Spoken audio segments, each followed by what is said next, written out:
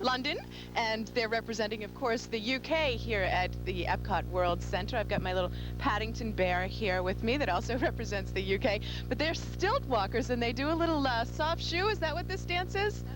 Yes, that's wonderful. Well, it's very warm here this morning at the EPCOT World Center, as you can tell by the fact that my hair is already frizzing up, but I understand it's very chilly back in New York. Let's take a look at the current conditions in Central, just about where we should be in at this time in October. And Jim, later on, we're going to be bringing you more of the fun here at the EPCOT World Showcase. We've got all kinds of things going on, and of course, the President's making a visit here later on this morning, so we had a little trouble getting in with the Secret Service, as you can imagine.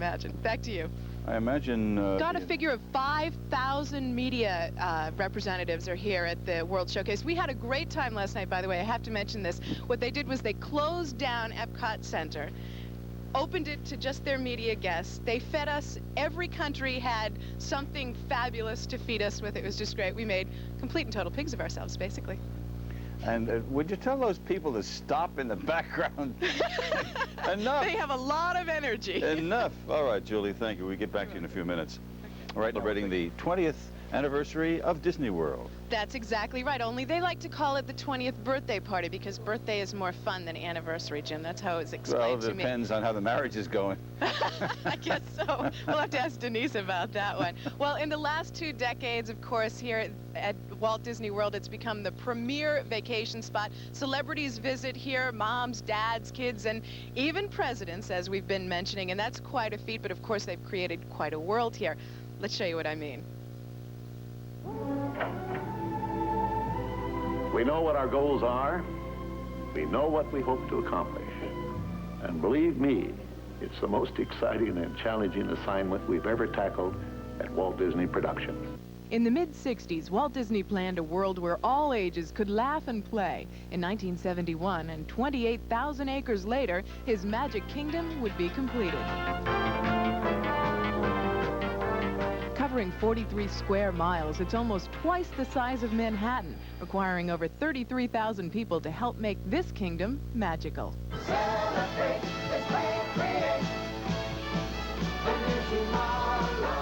In 1982, the EPCOT Center opened. It's Disney's world of science and technology, a wise spot considering that 4% of the amateur photos snapped in the U.S. are taken in one of Walt's worlds. We welcome you to a Hollywood that never was and always will be.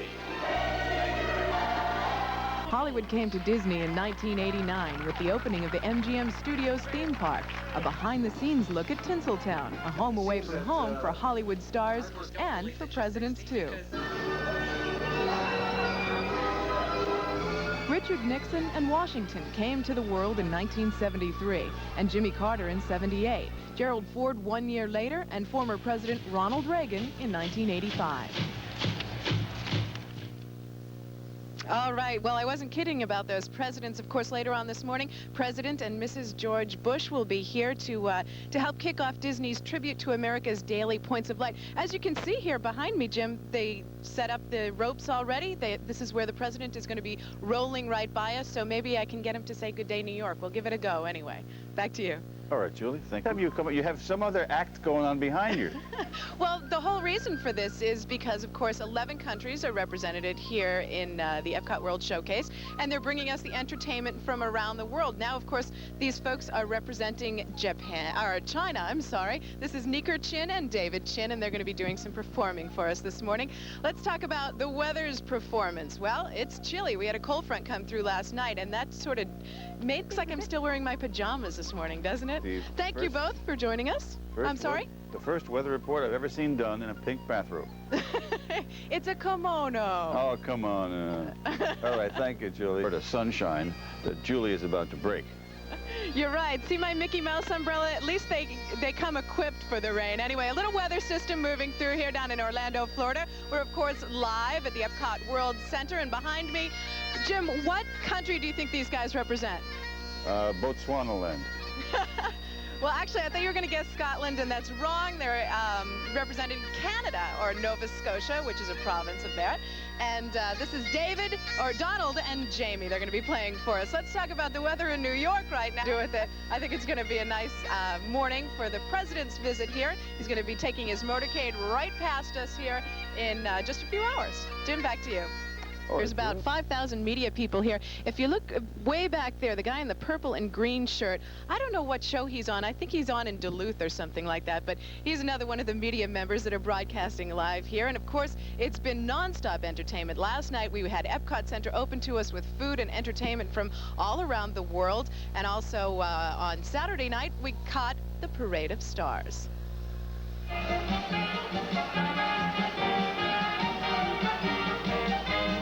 Over a dozen of television and film's favorites were on hand for this birthday bash. If you had a Disney character that you thought most represented part of your personality, what would it be? Well, I know my family would have no trouble with that at all. He's grumpy. He was my favorite anyway. Goofy, without a doubt, right? Maybe Miss Piggy, but Goofy, it has to be Goofy. Probably Donald Duck, because he was so wacky and wild. You know, ducks have played an important part in my life. Donald has a high frustration level, and then, you know, things suddenly just start to burst, and he goes bananas, and that's one of the reasons why I love Donald. Well, it's clear that this parade is full of the stars of yesterday and today. But the Imagineers here at Walt Disney World, who are the creative forces, have been working round the clock to bring you the glamour of Hollywood. You made me love you. I didn't want to do it. I didn't want to do it. Each night, this stage is lit up by Hollywood's pretty women. Sooner or later, you're gonna be mine. It's a salute featuring musical stars from yesterday and today. This show may be in vogue, but here's one star who thinks our show is just ducky. No, seriously. Good day, New York.